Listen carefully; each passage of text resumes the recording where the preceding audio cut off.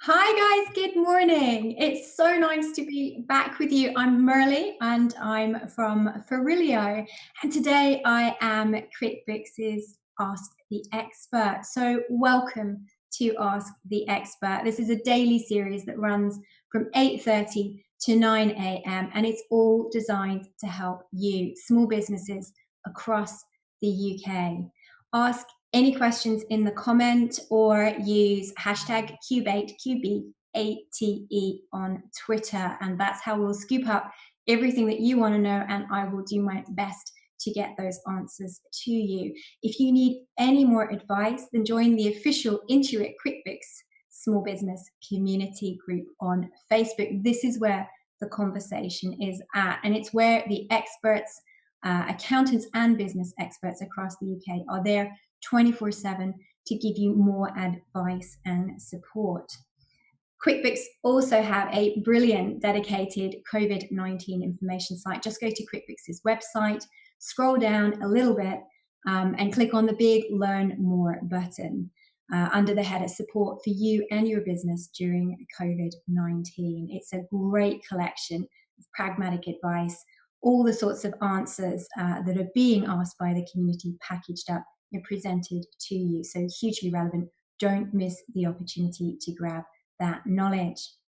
And knowledge is what this is all about, right? I was reflecting since I was last back with you guys on just how much has happened.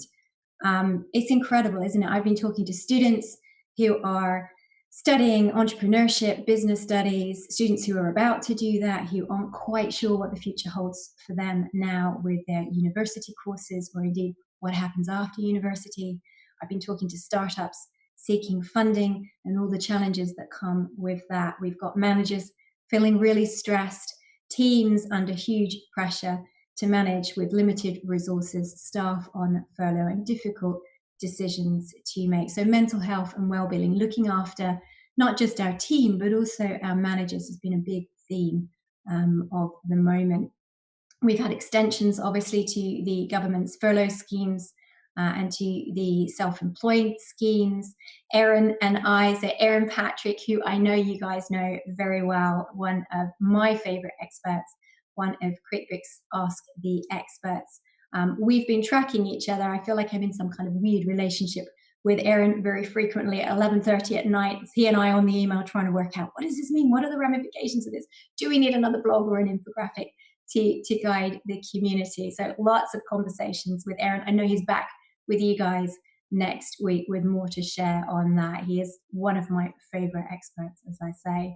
Shops are reopening. Some schools are going back, not quite as much as we thought they might do, but there's been a huge amount of change. We've got loans in place for some businesses, others not getting what they need and having yet again to scramble to find other means to survive.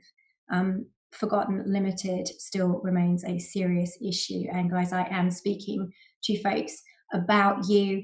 You're not forgotten as far as I'm concerned, or as far as a lot of our community are concerned. We are still continuing to shout loud for the support that is so important to you guys.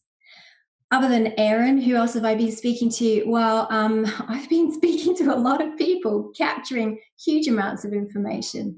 In the last few weeks, we've been talking to Lou Lee. I don't know if you guys know Lou Lee, but she is the author of an amazing book called Dear Female Founder, which is this wonderful collection of letters from entrepreneurs around the world, essentially saying, I wish I'd known this when I started out, or I wish I'd known this when I hit a particularly difficult time in running my business. Here's what I would have told myself. Here's what I hope you'll learn from it. So a beautiful collection of letters. So we've been cherry picking some of the advice and some of her favorite letters, but also talking to her about the future of networks and communities.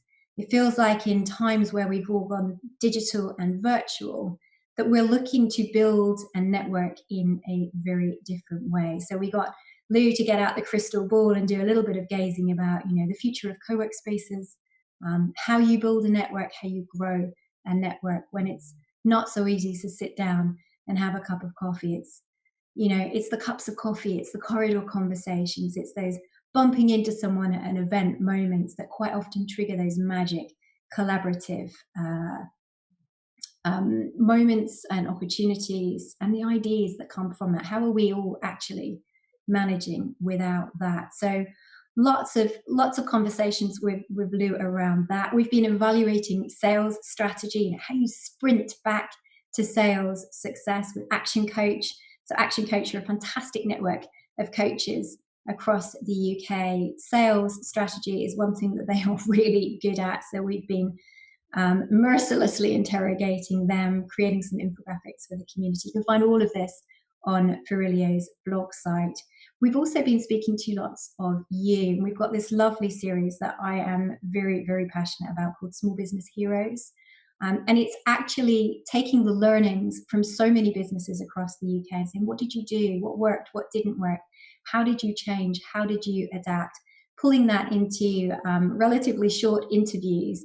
But each one of them is packed with the story of those businesses, what they did, and what their advice would be to others who may be thinking of doing the same thing or have done the same thing, but might want to share some of those learnings. So the small business heroes that have emerged from this period are really, truly inspirational, but also giving huge amounts of value back to everyone else. So if you're interested in hearing about what other people have been doing, that's a great place to go and discover it a bit more. We've been talking about social media. So one of our experts, Helen Burness from Saltmarsh Marketing, has been doing a social media masterclass, all those things that we probably need to catch up on. So where we're taking the shortcuts or missing an opportunity, that's all bundled up in a very energetic webinar style session. Again, you can find it on Farillio's blog site. One of my favorite discussions from the period has been with Alex Till. Now, Alex is the chairman of the National Enterprise Network, and he obviously is really well connected. He's been talking to lots of different businesses across the country. We did a sentiment survey with the National Enterprise Network recently. We interviewed him about what he's hearing, the ideas that they've got, what the National Enterprise Network is doing. He is a bundle of energy. He's got terrific wit, but also huge value to share. And we talked to him about the mindset change that businesses are going through. Particularly, Alex's advice is don't be afraid to be more childlike. Be more curious, be prepared to experiment, be prepared to go out there and just see what happens. But also don't be afraid to get back into the saddle. Take the baby steps. It's going to be hard for many of us getting back to business, getting back to where we were before. But actually, we won't know till we've tried. So take the baby steps. Don't be alarmed if something doesn't quite work on one particular day. Keep at it, keep going, and give yourself permission to be more childlike. We can get it wrong. It doesn't matter. We can make a mess. It doesn't matter. As long as we're broadly doing things for all the right reasons and we're staying values-led, and it's still all about the customers and the people that we surround ourselves with, then ultimately, you know what? That's how we get back to business. And that's how we rediscover the ambition that the UK's small business community is so famous for. So that was a really heartwarming interview. But again, great pieces of wisdom from Alex, huge advice to our community. I really loved that one.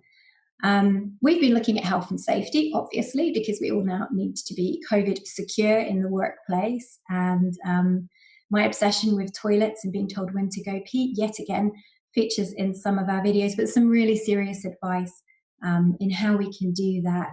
Lighthouse, Farillio's experts, have given us some great checklists. In fact, there's a wonderful risk assessment template that you can work your way through. It's applicable to most businesses. And you can just tick off those bits and pieces that the government says that we need to do, that your teams and your customers will equally expect you to do. It's a great way to make sure you're not dropping the ball. And the Lighthouse crew are a real joy. They just get it. They do it every single day for so many businesses up and down the country, from manufacturers and factories to nurseries and shops, and obviously offices too. So I love it. I have learned so much from these guys, I can't tell you. So what else have we been talking about? Well, we've been talking about just the general sense of progress and opportunity that's come out of this period. I think it's really interesting actually learning from different people across the water too. I've had some very interesting conversations with people abroad who are saying, this is what we've done in our country. This is how it works for us. So I think sometimes learning from others, really learning from others, it's not just a superficial press report, but it's actually talking about, how did you manage this? What did your office look like? Where did you put your tills? How did you manage the footfall in and out of your shop? Is super, super helpful for anybody, by the way, who is running a shop and wants to control the footfall in and out of it. Do check out the guys at Appointed. Now, they have a double D on the end of their name if you're looking them up on the internet, Appointed. But they've got a fabulous booking system that any client, any of your customers can actually go on to really super simply. You can integrate it with your websites, your Facebook pages, etc. And you can manage getting people through, getting that connections, even starting it off before you're ready to open. I definitely advise checking out Appointed too. It's my moment to ask questions. I've been told I can get into the questions. So my first question is from Aaron from Facebook Live feed. Thank you for your question, Aaron. It says, great to see Merlie back. I'm super excited. Aaron and I have a secret project that I'm hoping we can talk to you guys about sometime very soon. But his question is, on reflection of everything that's happened over the past 3 months, what one takeaway stands out? Or what have you learned about small businesses during this crisis? Just one. I've learned that I'm really proud to be part of this community.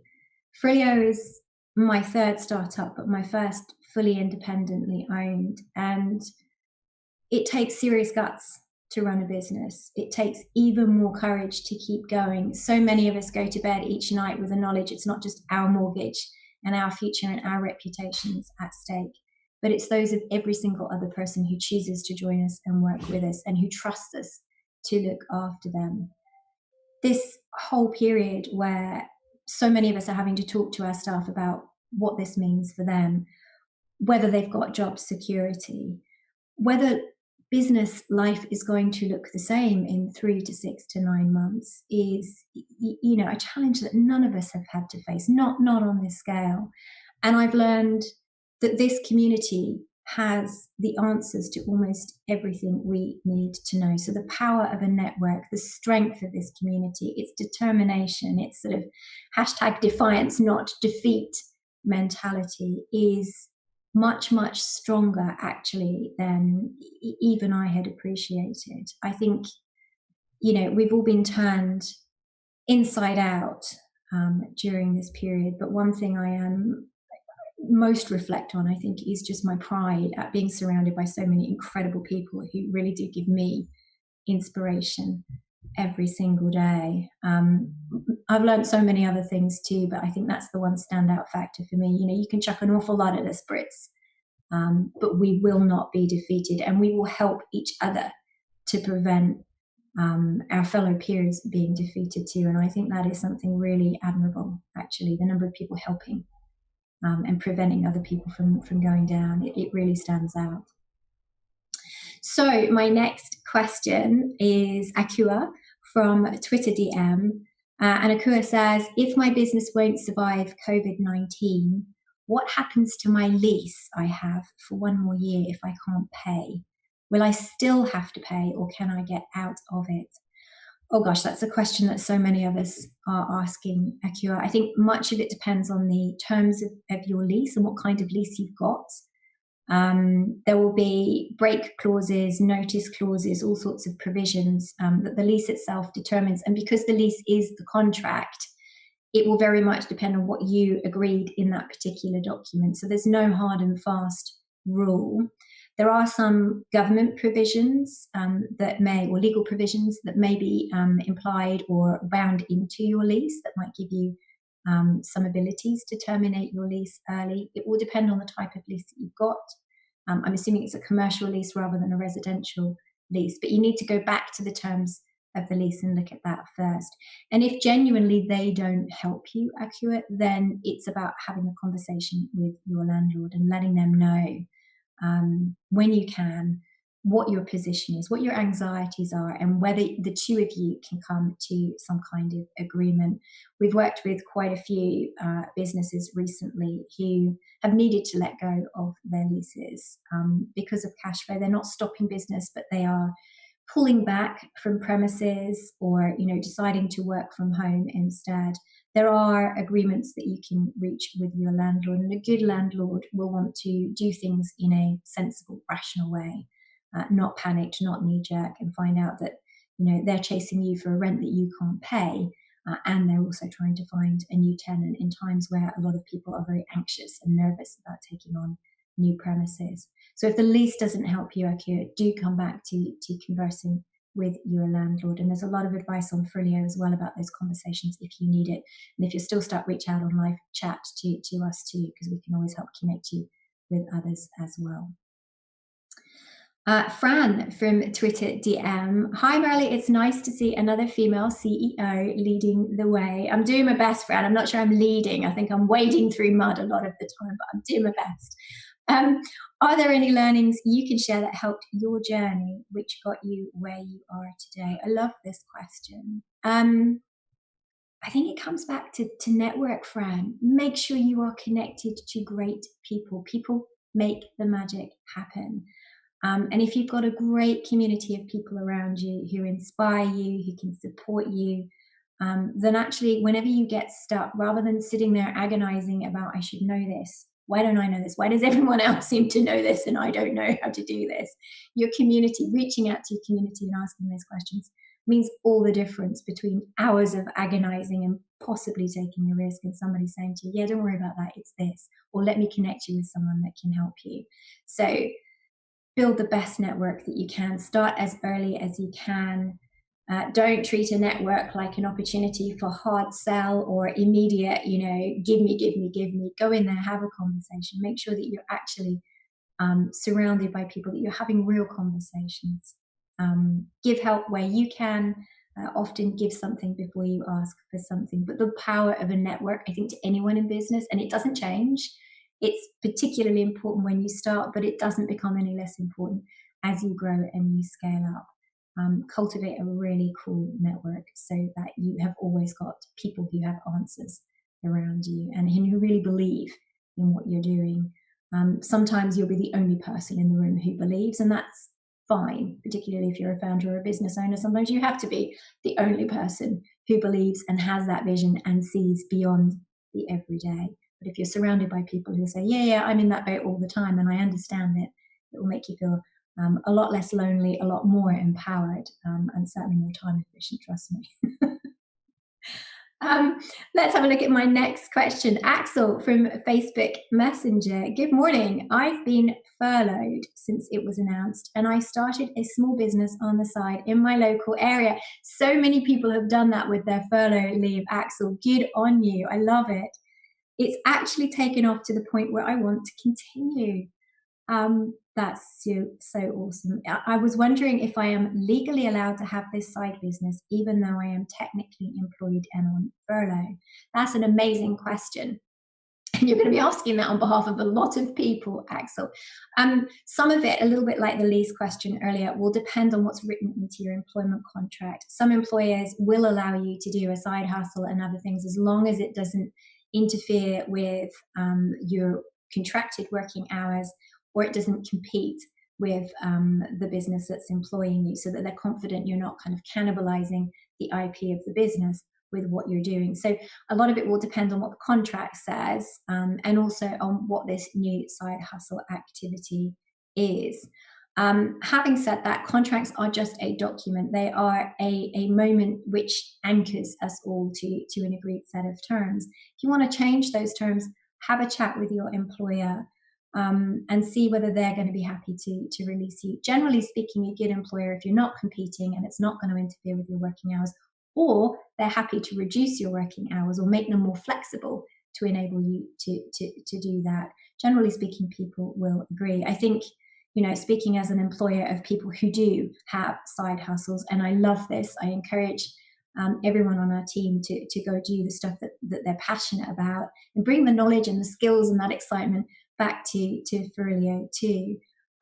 It's a real bonus to have people that want to do that, as long as we can still serve the needs of our business and we can still do what needs to be done. So I would love it if you came to me and said, I've got this side hustle and I want to do it. I'd probably hate it if you said you wanted to do that for 4 days a week and only work for me for 1 day a week. But if it was the reverse, or if it doesn't impact your working hours at all and it doesn't compete with the business, then I have to say I would really encourage you to do that. I hope your employer feels the same way. Axel, good on you. That's an amazing use of your time during furlough. Really inspiring. Cerise from Facebook Messenger. She says, I'll definitely check out the risk assessment on Farillio's site. Oh, the Lighthouse guys are amazing. They're so practical. Will the government introduce fines to businesses that don't carry out risk assessments or fall short with social distancing measures? Well, they've said that they will. So I think it is something that we need to take seriously. It's fiendishly difficult, and I don't think anyone should underestimate just how difficult it is for many of us to go through that planning process, spend more money on putting up shields or putting up markers, whatever it is that we need to do to get people back safely into workplaces. But ultimately, the Health and Safety Executive have said that this is an extension of the existing legal obligations that employers have. So we already have legal obligations to keep people safe in the premises and the properties for which we're responsible, whether that's a shop, an office, a canteen for which we're responsible. So these guidelines, although they're called guidelines, are essentially an extension of existing legal obligations. So yes, they do mean to randomly spot check. They've made that clear, and they do mean to enforce it. And fines, are one of the things that could result from that. Like many of the regulators in these times, I think the general kind of tone from the Health and Safety Executive is we're going to try to be understanding. If we can see that you've tried and it's really tricky, then a fine probably isn't the immediate result of not quite being compliant. But if you're putting lives at risk and you haven't really made that effort, or you haven't done that risk assessment, then yeah, it's much harder to say I don't deserve a fine. I think the biggest vulnerability that we all have as businesses is actually not the HSE's inspectors turning up on the doorstep and randomly spot checking us. It's our employers whistleblowing to the HSE and saying, I'm not safe, I'm not happy, I'm not being looked after, or customers too. And the amount of sort of press and public noise that's been made around the sort of COVID secure guidelines means that plenty of people are aware that if they're not safe, and we're all slightly anxious about being in the workplace or going into potentially more crowded environments, there is a strong chance that people will actually, report businesses to the HSE. So it's a risk that's not worth taking. The assessment, though, is very straightforward. You can work through it as a tick box. Most of it is deeply pragmatic. Much of it is stuff that we probably would be doing ordinarily anyway, or maybe an extension of that. But if you do have any questions, Cerise, please let us know. We can connect you with Lighthouse if you need a bit more support too. So do let us know. Simon from Twitter DM has said, I run a micro marketing shop. My financial wealth advisor put me in the direction of a small jewelry as a new client. They don't have much marketing budget, so he has negotiated that I take 15% of their business. Wow, that's very creative. Are there any pitfalls to this model that I need to be aware of? It's really interesting, actually. This is such a good question. It reminds me a lot of what happened in the dot-com era, where lots of advisors, lots of people supporting tech businesses at the time took a percentage of ownership or equity rather than payment as a fee. I would say, first off, Simon, just make sure it's really clearly documented so that your relationship and the expectations of everybody are really clearly set out. Farillio can help you with the templates on that, but it really is important that you anchor that so that if anything later changes, you know that your interest is protected. You also know exactly what your obligations to the new jewelry client are. So definitely get it documented. Sometimes when people see it written down as well, it focuses the mind. So it's important that the jewelry client understands that, yes, you're taking a 15% stake, but ultimately you are delivering value. This isn't free. So you are going to want to see certain metrics and criteria to make sure that they're following your advice, they're doing what you want them to be doing, and that relationship, as I say, is very clear. Benita from Facebook Messenger, as a relatively newly established startup, what tips do you have for someone who's setting up their own team? Do you know what I did, Benita? I started our team predominantly with freelancers. I think a lot of us are pushed down the route of employing people immediately. It's a big responsibility. It's quite costly to hire people as employees first time over. And often the people who you start with aren't necessarily the people who you follow the journey through. It can change quite fast as well in the early stages. So sometimes you might want to consider using freelancers to sort of power boost you forward. They're highly qualified. There's lots of them out there.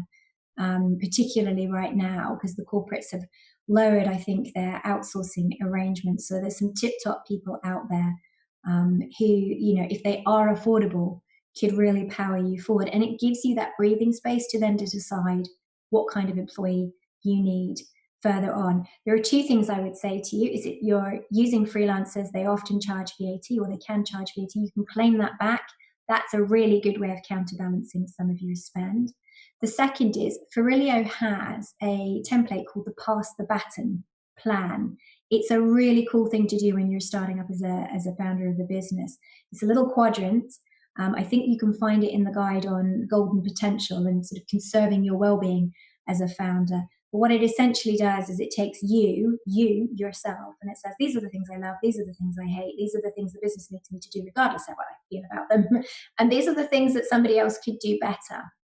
If you go through that list and you work out each of those quadrants, it forms a really neat recruitment plan as well. So you can start identifying the skills, the talents, the support that you most need, and then you can look at what the job description or indeed the freelance or outsource support around that is. There's a marvelous guide called How to Hire Your First Employee on Farillio. It will take you through all your support choices, so all the people that you could look at, including freelancers, including employees, interns, apprentices, etc. It will help you work that out. It will help you work out who you can afford and what the costs are. And then if it is an employee that you decide you want to take on board, or more than one, it will give you a sort of a master recipe for what you need to do that with all the materials that you can DIY your way through too. So that's a really good way of doing it. But don't necessarily jump in and assume that employment is the natural course for building your team at the outset. I hope that helps. It was a real revelation to me. Right, Ahmed from Twitter DM. I think you might be my last question, Ahmed. Hi, Merlie. I'm a freelance graphic designer. I love graphic designers. And I luckily have not been too much affected by COVID-19. I've done some work for a client where they failed to pay 2 invoices.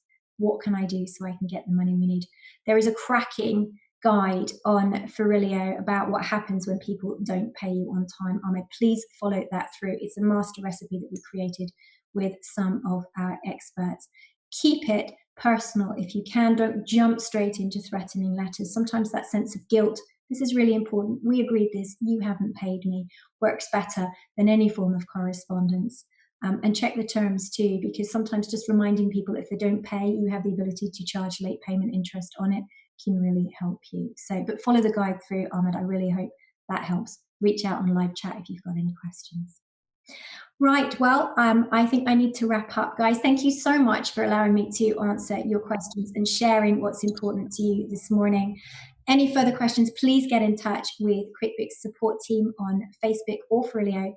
We can help you. Both of us in combination can help you solve your everyday business and legal needs. Coming up on Ask the Expert tomorrow, you really don't want to miss this one. I'm super excited. I'm tuning in for Ariona. She's back. Ariona is the Managing Director of Majors Accounts, and she's been nominated for Independent Firm of the Year, go Ariona, by the British Accountancy Awards. She's also been nominated for 3 awards for the Women in Accounting and Finance Awards 2022.